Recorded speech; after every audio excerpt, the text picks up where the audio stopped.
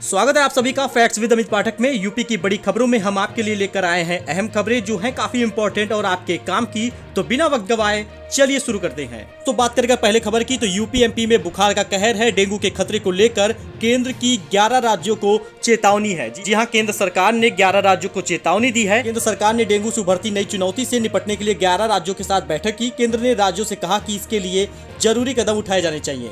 Helpline शुरू की जानी चाहिए, टेस्ट किट पर्याप्त मात्रा में हो और इसके साथ ही साथ लार्विसाइड्स और दवाओं का स्टॉक भी होना चाहिए। कोरोना वायरस की स्थिति को देखते हुए केंद्र ने राज्यों को आगामी त्योहारों को लेकर भी दिशा निर्देश जारी करने के लिए कहा है और सामूहिक समारोहों से बचने के लिए भी कहा गया है। तो जी हाँ, डेंगू का कहर लगातार बढ़ रहा है। इस बैठक में केंद्र ने डेंगू प्रभावित राज्यों को सीरो टाइप 2 डेंगू के मामलों की तुरंत जांच के लिए टीम को तैनात करने के लिए कहा है। राज्यों को यह निर्देश भी दिया गया है कि वे हेल्पलाइन, वेक्टर नियंत्रण के तरीकों, घरों में डेंगू के सोर्स में कमी के तरीकों को लेकर और डेंगू के लक्षणों के बारे में भी कई अभियान चलाने के लिए कहा है। कितना खतरनाक है सीरो टाइप 2 डेंगू, आप इसे जान लीजिए। केंद्रीय स्वास्थ्य सचिव राजेश भूषण ने 11 राज्यों के साथ सीरो टाइप 2 डेंगू संबंधी चुनौतियों को रेखांकित किया।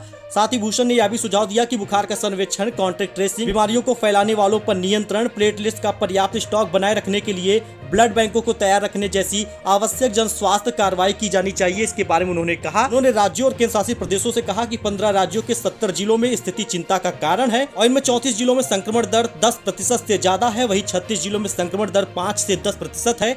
इस वजह से उन्होंने कहा है कि ये संक्रमण काफी ज्यादा फैल रहा है। इस पर रोकथाम के लिए जरूरत है, जिस पर केंद्र सरकार ने 11 राज्यों को चेतावनी दी है कि जल्द से जल्द इस पर नियंत्रण पाया जाए। अब बात करें अगली बड़ी खबर की। तो योगी सरकार का नया आदेश है। अब शादी समारोह में शामिल हो सकेंगे ज्यादा मेहमान। 50 लोगों की आने वाली सीमा अब हटा दी गई है। जी हाँ दोस्तों, यूपी में तेजी से घट रहे कोरोना केस के कारण लगातार छूट मिलने का सिलसिला जारी है। सीएम योगी ने रविवार को शादी समारोह में शामिल होने वालों की संख्या में बढ़ोतरी का आदेश भी दिया है। अब किसी भी शादी समारोह में 50 की जगह 100 लोग शामिल हो सकेंगे। यूपी में 50% लोगों का कोरोना टीका लग चुका है। अभी भी संक्रमण की स्थिति बनी हुई है। इस वजह से 50 लोगों से ज्यादा यानी 100 लोगों को ही आने की अनुमति दी गई है और इस पर ही नियंत्रण बनाया गया है। बात करें अगली बड़ी खबर की। तो दिल्ली के सीएम अरविंद केजरीवाल का बड़ा ऐलान है। उन्होंने कहा उत्तराखंड में बेरोजगारों को देंगे 5,000 रुपए बेरोजगारी भत्ता। जी हां, दिल्ली सीएम अरविंद केजरीवाल ने उत्तराखंड विधानसभा चुनाव 2022 को लेकर बड़ा ऐलान किया है। उन्होंने कहा कि हर घर को रोजगार दिया जाएगा। उन्होंने कहा जब तक युवाओं को नौकरी नहीं मिल पा रही है तो बेरोजगारों को 5,000 रुपए बेरोजगारी भत्ता भी दिया जाएगा।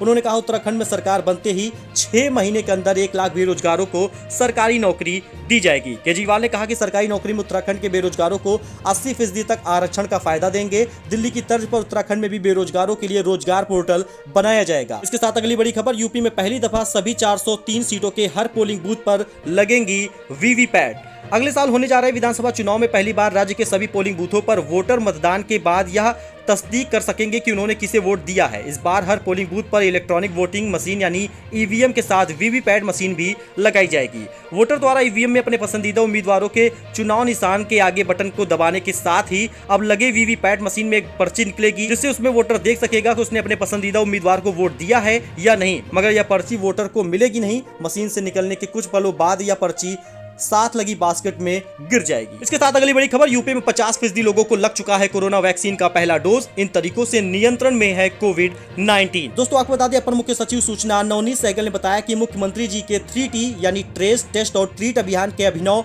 प्रयास से प्रदेश में कोरोना संक्रमण नियंत्रित है। इसी के चलते एक्टिव मामले 3,10,783 से घटकर 193 हो गए हैं। 30 अप्रैल के बाद प्रतिदिन कोविड केस 38,000 से घटकर 9 हो गए हैं। इसके साथ अगली बड़ी खबर, दोस्तों आपको पता है कि अब शादी समारोह में 100% से ज्यादा लोग हो सकते हैं शामिल, लेकिन बारात निकालने, बैंड और डीजे पर नहीं है पाबंदी।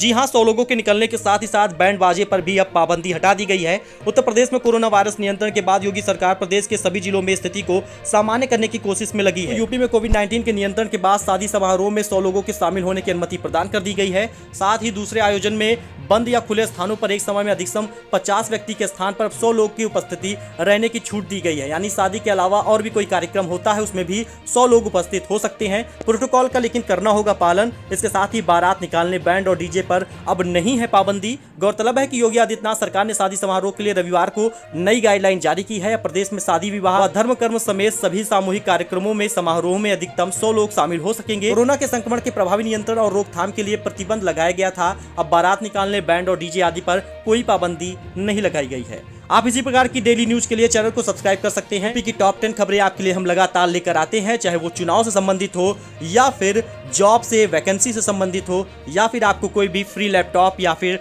स्मार्टफोन से संबंधित हो। सारी जानकारी आपको दी जाती है और इसलिए चैनल को आप सब्सक्राइब कीजिए, जिससे कि आप यूपी की सभी खबरें जानते रहें। मिलते हैं अगले वीडियो में, तब तक के लिए धन्यवाद।